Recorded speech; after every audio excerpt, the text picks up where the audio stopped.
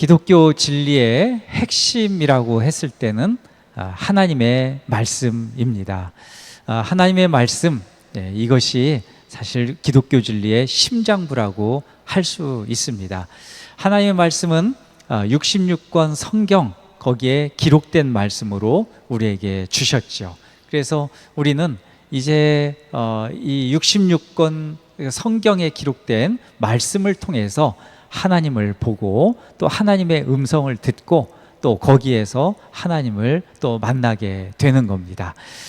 성경은 참된 행복이 무엇인가에 대해서 말씀합니다. 그것도 이 성경에 다 기록되어 있는데 시편 1편 말씀을 보면 복 있는 사람은 이라고 이렇게 시작합니다. 복 있는 사람이란 누구인가에 대한 것은 시편 전체를 가르는 주제와도 같은 그런 말씀인데요. 시편 1편은 시편이 이제 150편까지 있는데 시편의 서론이기도 하고 또 결론이기도 합니다. 그러면서 아주 그런 점에서 시편 1편은 아주 결론적으로 또 서론이면서 결론적으로 말씀을 이렇게 시작하는데 시편 1편 1절에서 2절 말씀은 이렇습니다. 복 있는 사람은 악인들의 꾀를 따르지 아니하며 죄인들의 길에 서지 아니하며 오만한 자들의 자리에 앉지 아니하고 오직 여호와의 율법을 즐거워하여 그의 율법을 주야로 묵상하는도다. 아멘. 이 말씀이죠. 그때 여기에서 쉬운 성경은 이 복 있는 사람이라는 것을 행복한 사람이라고 번역했습니다. 그러면 진정으로 행복한 사람은 어떤 사람인가 이렇게 이제 또 물을 수 있는데 역시 시편에 이렇게 나와 있는 거죠. 시편 1편 1절에서 2절을 쉬운 성경으로 이렇게 복 있는 사람을 행복한 사람으로 바꿔 읽으면 이렇습니다. 들어보십시오. 행복한 사람은 악인들의 꾀를 따르지 아니하며 죄인들의 길에 서지 아니하며 오만한 자들의 자리에 앉지 아니하고 오직 여호와의 율법을 즐거워하여 그의 율법을 주야로 묵상하는도다. 아멘. 자, 참 멋있는 말씀입니다. 시편 1편이 이런 참 기막힌 아주 보석과 같은 말씀인데 복 있는 사람은 누구인가? 그리고 또 더 나아가서 행복한 사람은 누구인가? 이렇게 이제 시작하는 거고 그 결론을 딱 맺는 것이죠. 진정으로 행복한 사람은 하나님 말씀을 주야로 묵상하는 사람입니다. 우리가 매일 말씀을 묵상합니다. 말씀 묵상에 대한 것은 사실 아무리 강조해도 지나치지 않은데 그러나 매일 듣는 말씀이기 때문에 우리가 대수롭지 않게 소홀히 다루기 쉽습니다. 그러나 이것은 어려운 일을 당하게 되면 하나님의 말씀을 붙잡고 산다는 게 얼마나 중요한지 알게 됩니다. 자, 우리 이스라엘 민족을 한번 보십시다. 그들은 말씀을 붙잡고 사는 것을 소홀히 여겨갖고 하나님께 많이 혼났죠. 하나님께서는 이 이스라엘 백성들을 불쌍히 여기셔서 모세를 민족의 지도자로 부르시죠. 이때부터 하나님은 이스라엘 백성을 애굽에서 400년 종살이하던 이 애굽에서 구속해 주시고 구원해 주시고 약속의 땅으로 인도하시고자 하는 광대한 역사를 진행하셨습니다. 그 시작점이 애굽의 우상을 파하는 10가지 재앙인데 애굽의 이 우상을 이기는 한 가지 방법, 유일한 방법은 하나님의 말씀대로 순종하는 것이죠. 이제 그 6월절을 거쳐서 이제 새롭게 시작하는 어린 양의 피로써 이제 10가지 재앙, 거기에서 마지막 장자, 거기에 죽음을 피하고 이제 홍해를 건너는 것도 오직 하나님 말씀에 의지해야 합니다. 하나님이 약속하신 약속의 땅으로 가는 것도 역시 하나님 말씀을 붙잡아야 한다는 것이죠. 자, 이게 참 중요하죠. 모든 이 어떤 순간순간마다 하나님의 말씀하신 걸 꼭 붙잡고 있어야 그 일을 이루고 그 길을 걷게 된다는 것입니다. 그런데 이스라엘 백성들은 하나님의 말씀에 순종하지 않아요. 이것을 좀 소홀하게 다뤄요. 이 붙잡고 있던 것들을 놔버려요.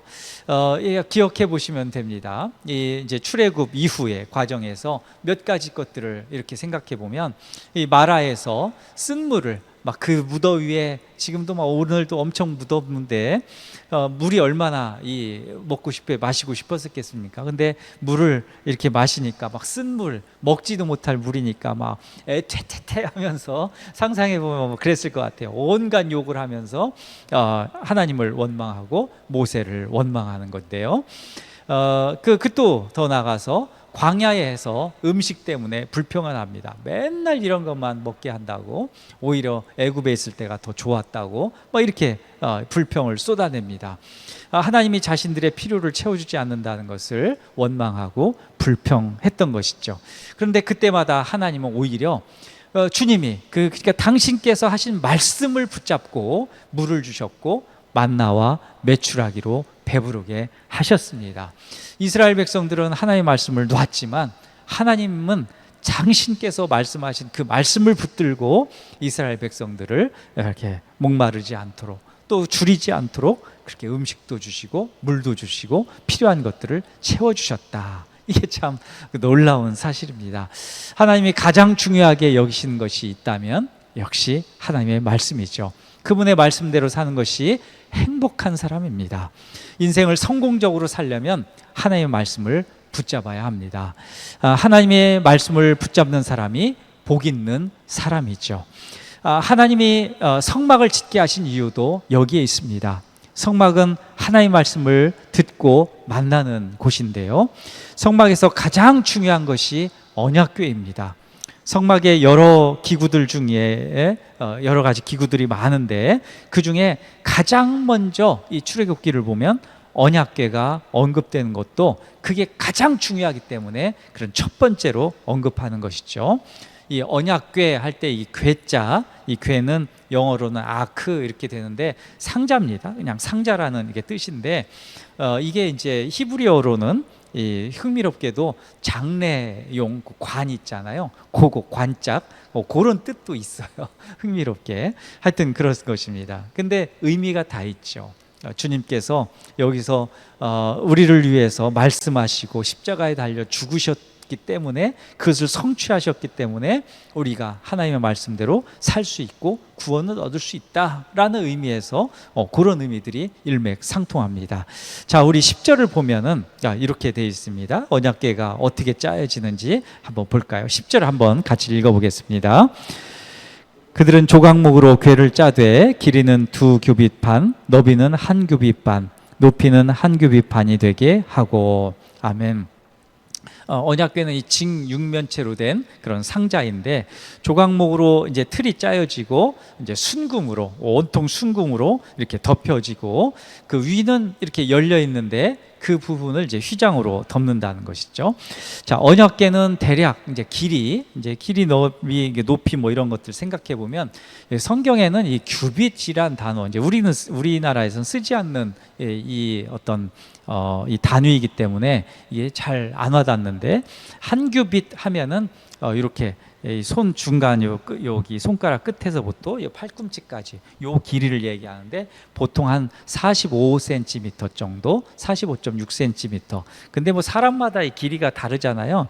그러니까 이게 조금씩 다를 수 있는데 하여튼 45.6cm로 이렇게 본다면은 요 길이를 이렇게 환산해 보면 한 1m 뭐 이렇게 길이는 1m 그리고 높이는 한 60cm, 68cm 뭐 그러니까 1m에서 한 50cm 되는 요런 이제 어쩌면 작은 상자다 이렇게 보시면 되겠습니다.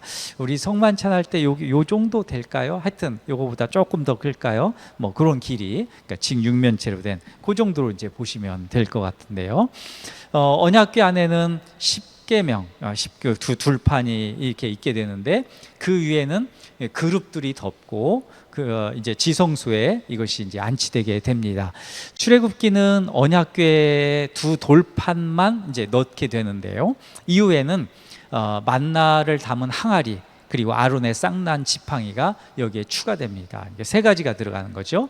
10계명이 들어가 있는 2돌판 그리고 만나를 담은 항아리 그리고 아론의 쌍난 지팡이 이렇게 되는데 솔로몬 시대로 가면은 이렇게 만나를 담은 항아리 그리고 아론의 쌍난 지팡이는 없어져요. 그게 없어지고 그때는 이제 이 언약궤 안에는 2돌판만 남습니다.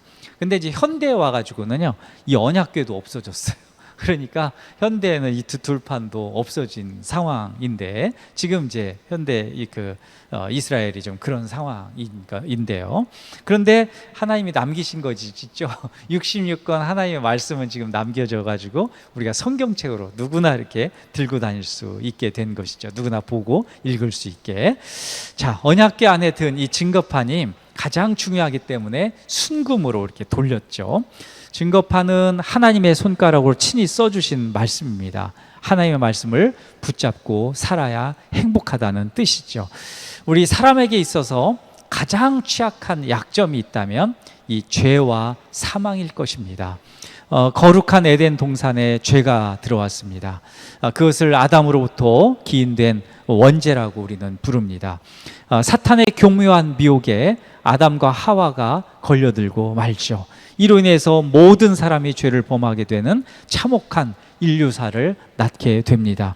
그러나 성경은 죄로 인한 인간의 한계와 함께 그 죄에 대한 해결책을 말씀하십니다.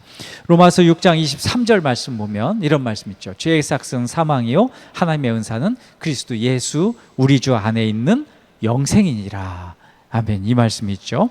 하나님 한 사람의 인생에 있어서 죄를 해결받는 것이 너무도 중요합니다. 죄를 해결받는 것, 해결받느냐 못 받느냐에 따라서 죽느냐 사느냐가 결정되기 때문에 그렇습니다. 이것을 해결받는 곳이 있는데 성막에 그 속죄소가 거기입니다. 성막에서 가장 중요한 부분이 그 언약궤라고 말씀드렸는데 거기에 덮여 있는 그 속죄소, 그것이 또 중요합니다.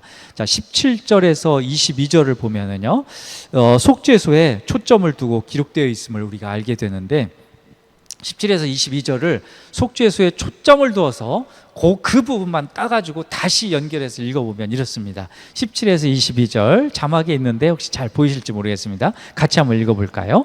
속죄소를 만들되 속죄소를 덮으며 속죄소를 향하게 하고 속죄소를 궤 위에 얹고 거기서 내가 너와 만나고 속죄소 위 곧 증거궤 위에 있는 두 그룹 사이에서 내게 이르리라. 아멘. 자, 이렇게 연결이 돼요. 속죄소 계속 이렇게 나오는데, 자, 속죄소라는 것은 죄를 속하는 곳이라는 뜻이에요.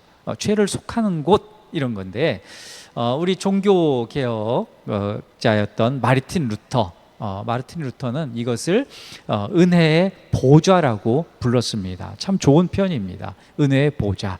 자, 속죄소가 히브리어로 카포레트라는 그런 뜻인데 그렇게 발음하는데 덮다라는 의미가 있어요. 덮는다 이런 건데 죄로 인하여서 심판을 받아야 마땅한 우리를 하나님의 은혜로 덮어주신다 이런 뜻인 것이죠. 자, 속죄소, 은혜의 보좌에 여기에 담겨진 뜻이 이제 그것인데 이것이 이제 킹 제임스 버전 성경에서는 시은좌라고도 번역하는데요. 역시 똑같이 은혜를 베푸는 자리라는 그런 뜻입니다. 죄를 속하는 곳 이런 것이죠. 근데 속죄소 두 끝에는 금으로 그룹 둘을 만들어서 이렇게 배치했다는 것이죠. 그룹은 하나님의 구속사역에 있어서 보좌관 역할을 하는 천사입니다. 그러니까 이 속죄소 이렇게 만들고 그 끝에 그룹 형상을 이렇게 만들었는데 그 그룹 형상이 정확하게 어떤 형상인지 알 수는 없습니다.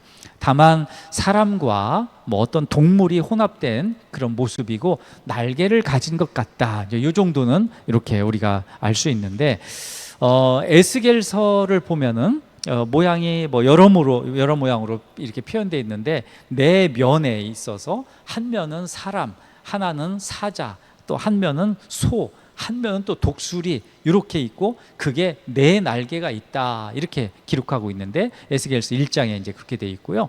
에스겔서 41장으로 가보면 두 얼굴이 있다고 하고만 또 표현해요. 거기에서는 이제 그런 식으로 이제 표현하고 이사야서로 가면은 또 여기서는 에스겔서는 날개가 넷이 있다고 했는데 이사야서는 날개가 또 6이 있다고 언급을 해요. 그러니까 이게 모양이 정확하게 어떤 모양인지는 우리가 알 수는 없습니다.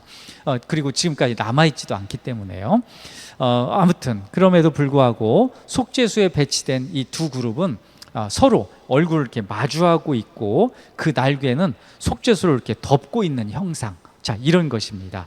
예, 두 그룹은 이제 속죄소와 하나로 고정되어서 제작되게 되는데 속죄소와 한 덩어리로 연결할지며 19절에 보면 이제 그런 말씀이 있죠. 이게 이제 하나로 고정되어 가지고 이제 그 그룹하고 속죄소하고 딱 하나로 이렇게 연결해서 만든다는 것이 한 통으로 두 그룹이 만나선 이 마주선 이 자세로 속죄소를 향해서 고개를 이렇게 숙인 자세, 이것은 하나님의 임재 장소인 이 속죄소를 보호하고 있다는 것을 상징하는 말씀이기도 합니다.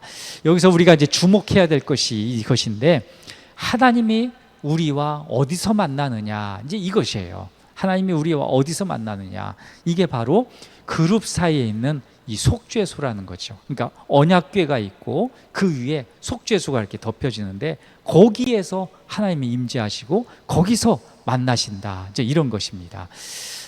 그곳에서 우리에게 가장 은혜를 베푸시는 장소입니다.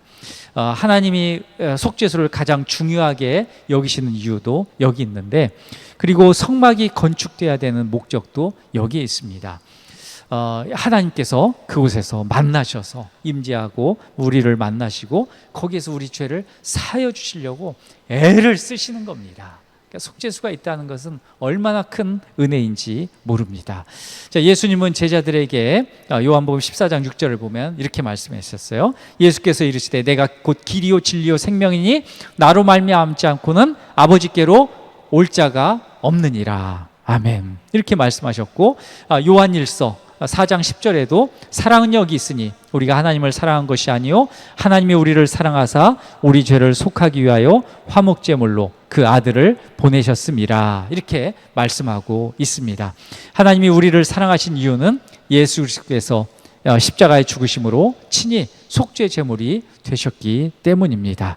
자, 제가 이제 속죄 이렇게 말씀을 해드렸는데, 속량이라고도 할 수 있죠.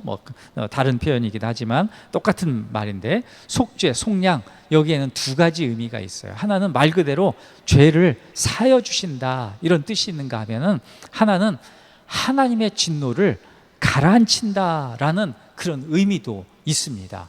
그러니까 속죄소, 이것은 죄를 사하여 주시는 곳이기도 하고요, 또 우리를 죄를 사하여 주심과 동시에 하나님께서 막 노하셨던 것, 진노하셨던 것들을 분을 푸시는 그런 장소이기도 합니다. 참 흥미롭습니다. 하나님은 죄에 대하여서 진노하시죠.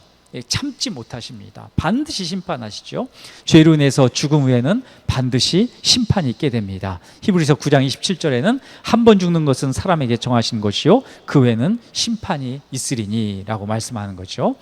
제가 서두에 누가 행복한 사람인가, 여기에 대해서 말씀을 시작을 했었습니다. 시편 1편에 나온 하나님의 말씀을 주야로 묵상하는 사람, 이제 그 사람이 행복한 사람이라는 것이죠. 그 사람은 믿음의 사람이고 죄를 씻기 위하여 날마다 주님께 나아가는 사람입니다. 하나님의 말씀 앞에서 회개가 없다면, 죄 씻음에 대한 회개가 없다면 그 사람은 믿음이 없는 사람일 수 있습니다. 아마 믿음이 없을 거예요. 회개가 없다면 그런 것이죠. 하나님의 말씀 앞에서는 죄가 드러날 수밖에 없습니다. 그 죄는 하나님의 말씀과 어긋나게 하는 행동이고 그런 생각입니다. 청교도이신, 제가 소개를 한번 해드린 적이 있는데, JC 라일 이 목사님은 이 하나님 나라에 들어가려면 세 가지가 있어야 된다고 말씀하셔요. 하나는 칭의, 하나는 이 성화, 그리고 마지막 하나는 중생, 거듭남, 이것인데, 칭의는 이게 예수 그리스도를 믿어서 의롭게 되는 것, 이게 이제 칭의잖아요. 근데 성화는 이 의롭게 된 사람이 그 믿음을 따라서 이제 살아가는 것, 이게 이제 성화입니다. 그럼 중생은 무엇인가? 이게 참된 회개잖아요. 신앙생활에 있어서 회개가 없다면 그 사람은 하나님 나라에 들어갈 수 없습니다. 참 이게 참 놀라운 것이고 두려운 사실입니다. 회개가 없다면요, 하나님 나라에 들어갈 수 없습니다. 구원받지 못한 사람이라는 것이죠. 회개는 어찌 보면은 악인이 해야 돼요. 악인이 해야 되는데, 그러나 역설적이지만 악인은 회개하지 않습니다. 악인은 회개의 필요성을 느끼지도 못하지요. 악인은 회개하지 않아서 망합니다. 그렇다면 믿음의 사람에게는 회개가 필요하지 않은가? 그렇지 않죠. 하나님의 속죄소를 두신 이유도 여기 있습니다. 회개가 필요하다는 증거입니다. 하나님이 언약궤 위에 속죄소를 두신 이유는 말씀에 의지하여 하나님께 나아오라는 그런 뜻입니다. 가장 중요한 두 가지, 오늘 설교 제목인데 가장 중요한 두 가지는 하나님의 말씀이고 하나는 참된 회개, 이것입니다. 하나님의 말씀을 따라 회개의 삶을 살고 믿음으로 나아가야 됩니다. 행복한 사람은 말씀과 회개로 하나님 앞에 나아가는 그런 사람입니다. 말씀과 회개로 사는 사람이 복이 있습니다. 그런 복을 받기를 소망하고 그렇게 축복합니다.